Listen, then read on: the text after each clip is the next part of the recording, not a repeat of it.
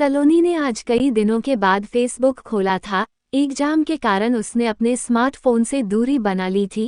Facebook open हुआ तो उसने देखा कि 35 से 40 फ्रेंड रिक्वेस्ट पेंडिंग पड़ी थी। उसने एक सरसरी निगाह से सबको देखना शुरू कर दिया। तभी उसकी नज़र एक लड़के की रिक्वेस्ट पर ठहर गई। उसका नाम राज शर्मा था। भला का स्मार्ट और हैंडसम दिख रहा था अपनी डीपी में। सलोनी ने जिज्ञासावश उसके बारे में पता करने के लिए उसकी प्रोफाइल खोलकर देखी तो वहां पर उसने एक से बढ़कर एक रोमांटिक शेरो शायरी और कविताएं पोस्ट की हुई थीं। उन्हें पढ़कर वो इम्प्रेस हुए बिना नहीं रह पाए और फिर उसने राज की रिक्वेस्ट एक्सेप्ट कर ली। अभी उसे राज की रिक्वेस्ट एक्सेप्ट किए हुए कुछ ही देर हुई होगी कि उसके मैसेंजर का नोटिफिकेशन टिंग के साथ बज उठा। उसने चेक करा तो वो राज का मैसेज था। उसने उसे खोलकर देखा तो उसमें राज ने लिखा था, थैंक यू वेरी मच। वो समझ तो गई थी कि वो क्यों थैंक्स कह रहा है, फिर भी उससे मज़े लेने के लिए उसने रिप्लाई करा, थैंक्स किस लिए। उधर से तुरंत जवाब आया, मेरी रिक्वेस्ट एक्सेप्ट करने के लिए। सलोनी ने कोई जवाब नहीं दिया, बस एक स्माइली वाला स्टिकर पोस्ट कर दिया और फिर मैसेंजर बंद कर दिया। वो नहीं चाहती थी कि एक ही दिन में किसी अनजान से ज़्यादा खुल जाए और फिर वो घर के कामों में व्यस्त हो गई। अगले दिन उसने अपना फेसबुक खोला तो उसे राज के मैसेज नज़र आए।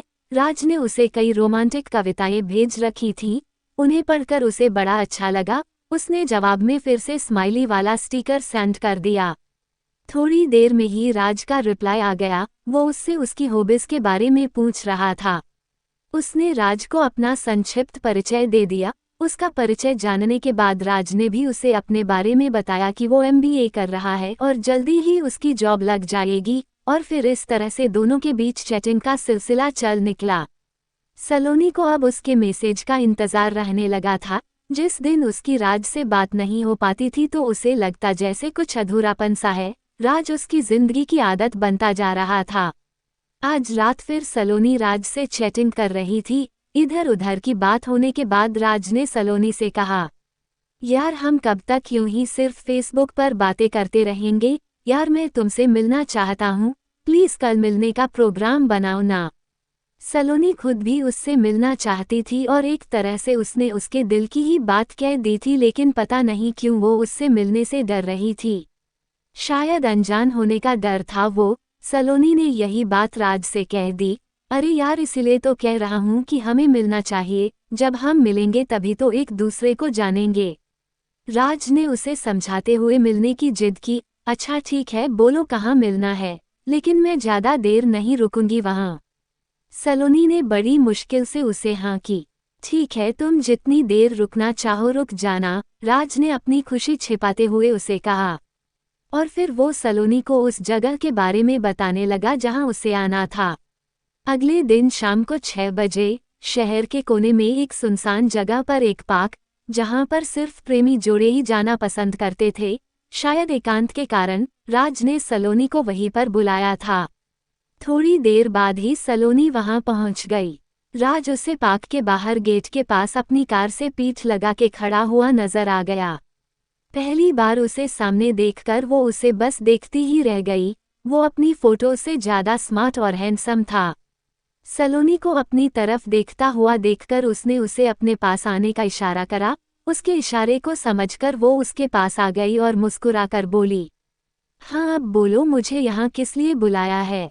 अरे यार क्या सारी बात यहीं सड़क पर खड़ी दो करोगी, आओ कार में बैठकर बात करते हैं। और फिर राज ने उसे कार में बैठने का इशारा करके कार का पिछला गेट खोल दिया। उसकी बात सुनकर सलोनी मुस्कुराते हुए कार में बैठने के लिए बढ़ी। जैसे ही उसने कार में बैठने के लिए अपना पैर अंदर रखा तो उसे वहां पर पहले से ही एक आदमी बैठा हुआ नजर आया। शक्ल से वो आदमी कहीं से भी शरीफ नजर नहीं आ रहा था। सलोनी के बढ़ते कदम ठिठक गए। वो पलटकर राज से पूछने ही जा रही थी कि ये कौन है कि तभी उस आदमी ने उसका हाथ पकड़कर अंदर खींच लिया और बाहर से राज ने उसे अंदर धक्का दे दिया। ये सब कुछ इतनी तेजी से हुआ कि वो संभल भी नहीं पाए और फिर अंदर बैठे आदमी ने उसका मुंह कसकर दबा लिया ताकि वो चीख ना पाए और उसके हाथों को राज ने पकड़ लिया। अब वो ना तो हिल सकती थी और ना ही चिल्ला सकती थी। और तभी कार से दूर खड़ा एक आदमी कार में आके ड्राइविंग सीट पर बैठ गया और कार स्टार्ट करके तेजी से आगे बढ़ा दी। और पीछे बैठा आदमी जिसने सलोनी का मुंह दबा रखा था वो हंसते हुए राज से बोला, वाह भाई वाह, मजा आ गया। तारांकिन, आज तो तुमने तगड़े माल पर हाथ साफ करा है। शबनम बानो इसकी मोटी कीमत देगी। उसकी बात सुनकर उर्फ राज मुंह ऊपर उठाकर ठहाके लगा के हंसा। उसे देखकर ऐसा लग रहा था जैसे कोई भेड़िया अपने पंजे में शिकार को दबोच के हंस रहा हो। और वो कार तेजी से शहर के बदनाम इलाके जिस्म की मंडी की तरफ दौड़ी जा रही थी। ये कोई कहानी नहीं बल्कि सच्चाई है छत्तीसगढ़ की सलोनी की, जो मुंबई से छुड़ाई गई है। ये सलोनी की कहानी उन लड़कियों को सबक देती है जो सोशल मीडिया से अनजान लोगों से दोस्ती कर लेती है और अपनी जिंदगी गंवा लेती है। शेयर जरूर करें ताकि कोई और सलोनी ऐसी दलदल में ना फंस जाए।